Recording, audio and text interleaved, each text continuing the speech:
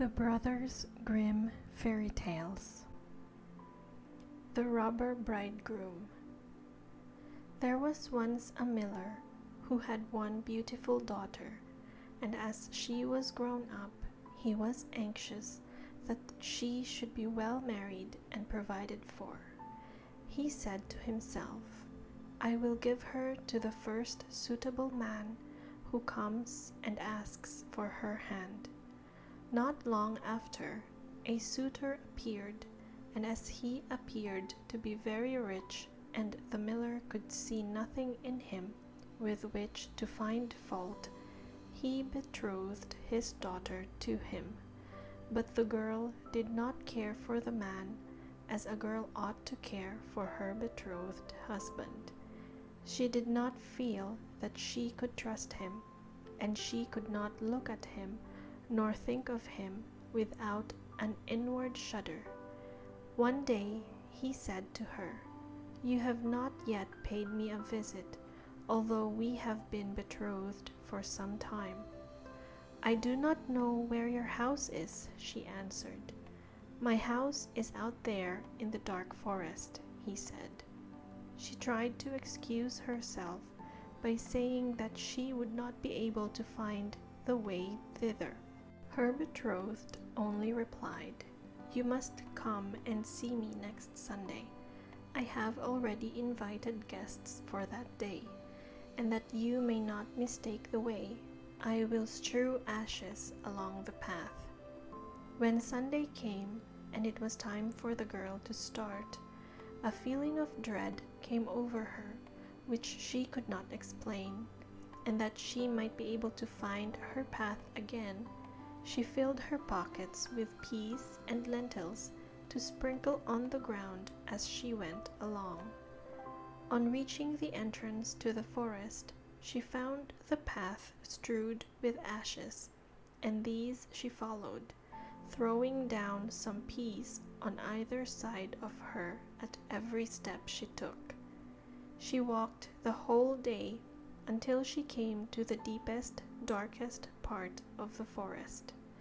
There she saw a lonely house, looking so grim and mysterious that it did not please her at all. She stepped inside, but not a soul was to be seen, and a great silence reigned throughout.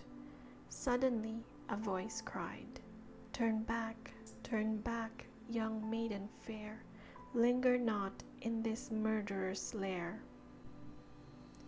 The girl looked up and saw that the voice came from a bird hanging in a cage on the wall.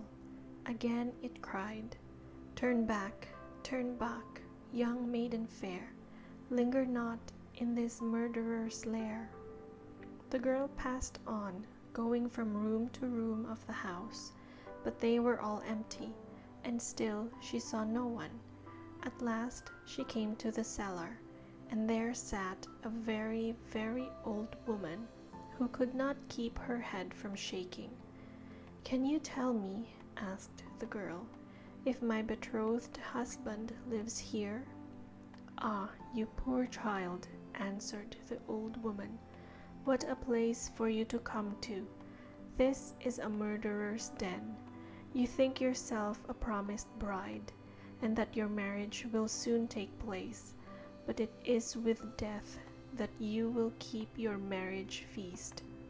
Look, do you see that large cauldron of water which I am obliged to keep on fire? As soon as they have you in their power, they will kill you without mercy, and cook and eat you, for they are eaters of men. If I did not take pity on you and save you, you would be lost." Thereupon the old woman led her behind a large cask, which quite hid her from view. "Keep as still as a mouse," she said. "Do not move or speak, or it will be all over with you.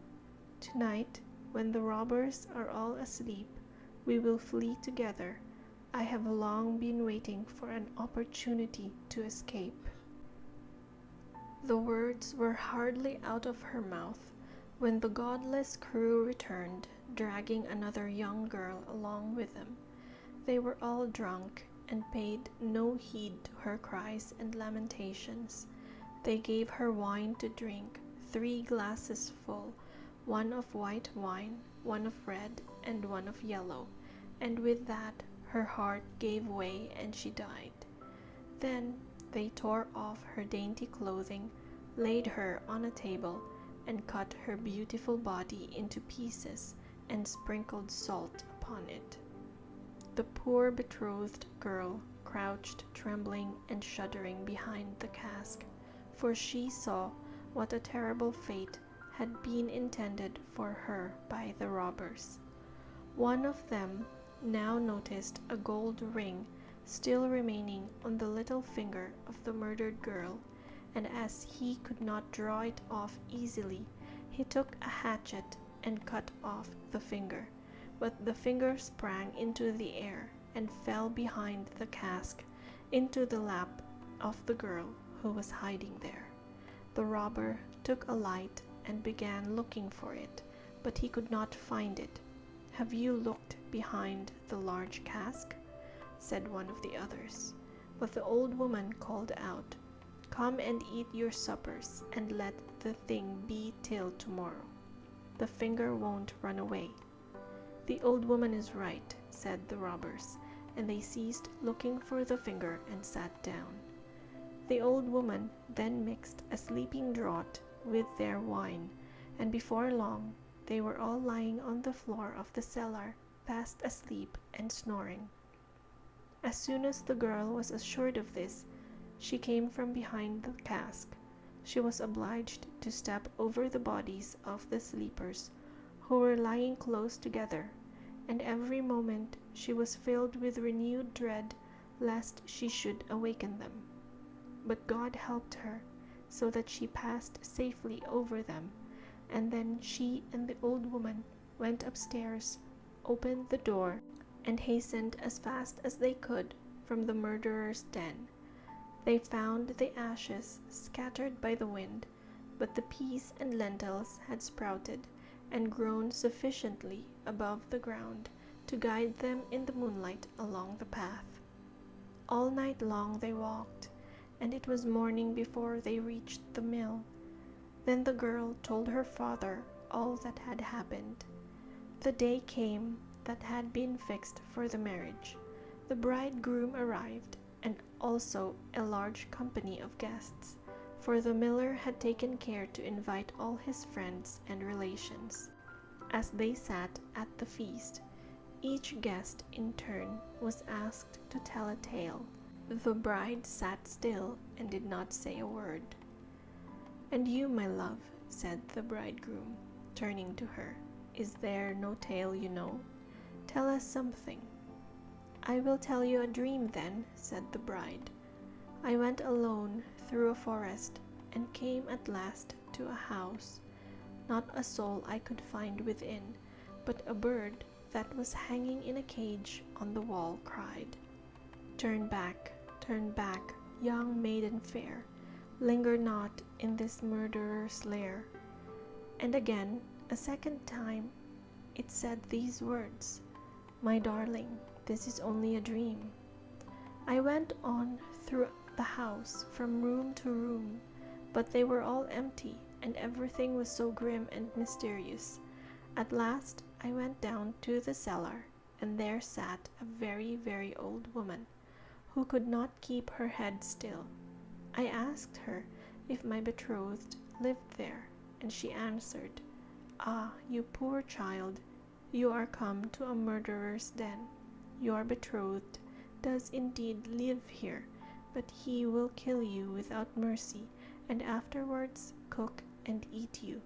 My darling, this is only a dream.' The old woman hid me behind a large cask, and scarcely had she done this when the robbers returned home, dragging a young girl along with them. They gave her 3 kinds of wine to drink, white, red, and yellow, and with that she died. My darling, this is only a dream. They tore off her dainty clothing and cut her beautiful body into pieces and sprinkled salt upon it.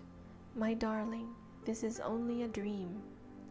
And one of the robbers saw that there was a gold ring still left on her finger, and as it was difficult to draw off, he took a hatchet and cut off her finger, but her finger sprang into the air and fell behind the great cask into my lap. And here is the finger with the ring. And with these words, the bride drew forth the finger and shewed it to the assembled guests.